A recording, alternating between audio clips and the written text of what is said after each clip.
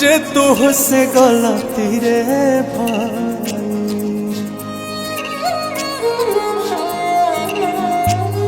एक तो समय आ गई तुझे तुझसे गलती रे भाई। और सजनी रे तीसरे चुनरिया तो हर माइल रे। और सजनी रे तीसरे चुनरिया तो हर माइल रे।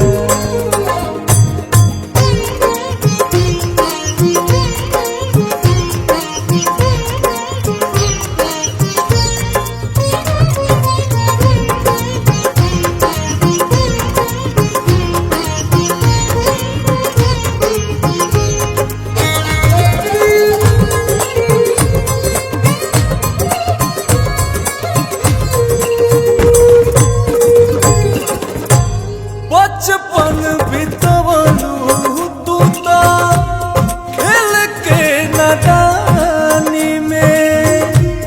हमके भुलाई गईलू जोशया जवानी में। मेरे सैया शरण तेरी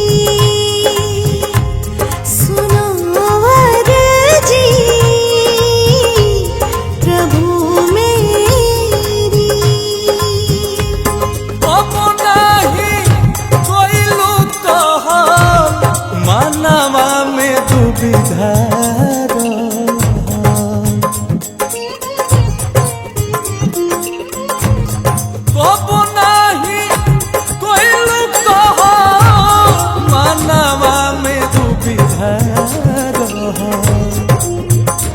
सजनी रे काम नहीं आई गुणवा भाई लाए।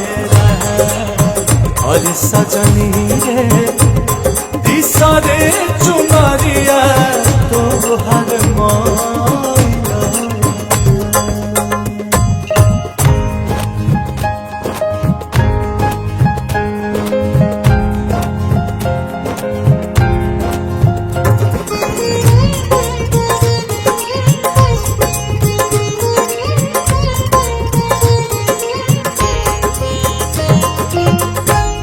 कुछ नहीं हो अब तो रोवाला से रानी।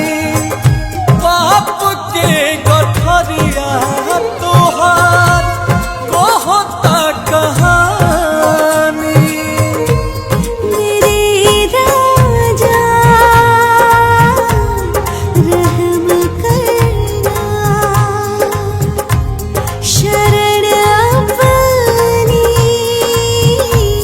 मुझे रखना। लाख 84 तब फिर जाना महानी। लाख 84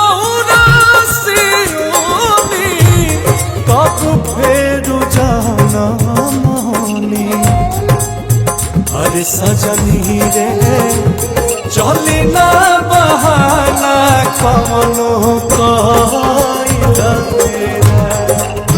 अरे सजनी रे तीसरे चुनरिया तो हर